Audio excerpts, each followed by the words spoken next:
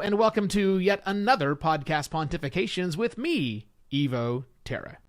If you're watching this on video, this is not a podcast. This is a video where I talk about podcasting. You can get the podcast at podcastpontifications.com. Like 75 episodes. Crazy.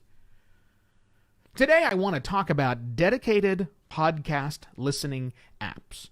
Something that way too many podcasters obsess over.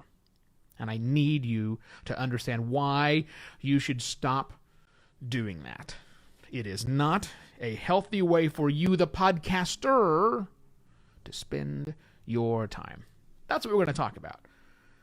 Let me share with you kind of the history of podcasting and how this whole thing started. I promise to be brief. I won't bore you to tears. When podcasting dropped on the scene in 2004, there wasn't podcast listening apps out there. iTunes did not incorporate podcasting. There was no Spotify. There certainly wasn't a Pandora listening to podcasts. Those apps existed. But the very first podcasts were consumed by clammed together applications. It wasn't long before some really, really smart people, hi, Ray Slakinski, if you're listening, put out some products to create interesting ways to gather this information so that the shows that were on the internet could be automatically downloaded and then ported over to a listening device. Okay, that's how we started. Very much dedicated podcast listening apps. iPodRx was an awesome little tool.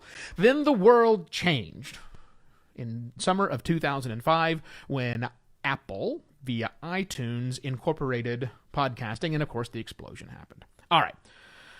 So while a lot of those little small companies shut down over to doing different things, many more have survived. You've likely heard of, if you're a podcaster already, you've likely heard of things like Stitcher and Spreaker and CastBox and all sorts of other little apps that are out there. There are dozens, maybe even 100, I don't even know anymore, of these dedicated podcast listening apps. And as I pay attention inside of the podcaster community to where, if you're interested in the podcasting scene and you're listening to my voice right now, you likely have some interest in the podcasting scene. Maybe you've joined some of these discussions where there's a robust and heated debate on which one is better. Overcast, CastBox, just on and on and on. Here's the deal. If you have probably heard recently, Spotify, Pandora, Apple, big companies that are now getting in and commanding a big share of the market. Google Podcast, not so much. Eventually it'll get there. These places are eating the lunch of the little guy. And here's the deal. I love the little guy.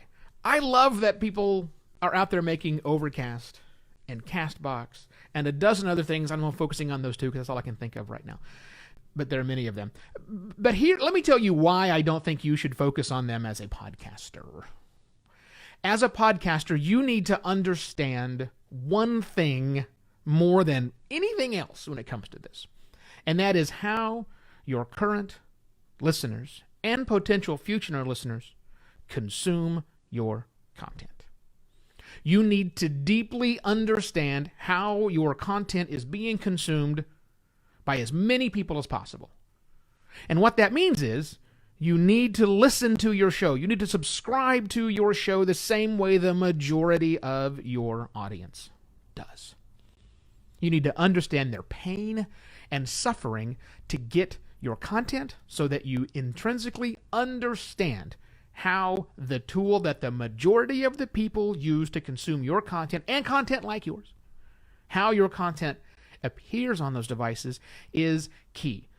So if you're spending all of your time focusing around on these other dedicated podcasting apps, as cool as they may be, most people don't want them. Most people don't care about trimmed silence. Most people don't care about increasing the speed to 1.5x or higher. Most people don't do any of those things.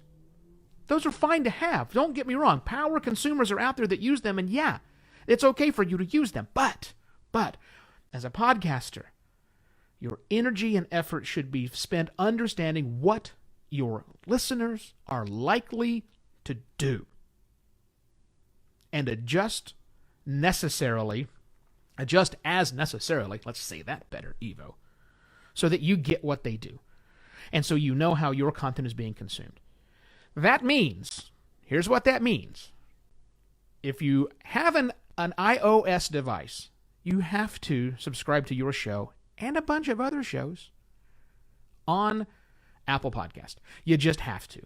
You really do. You need to understand the environment, how it works, how things look,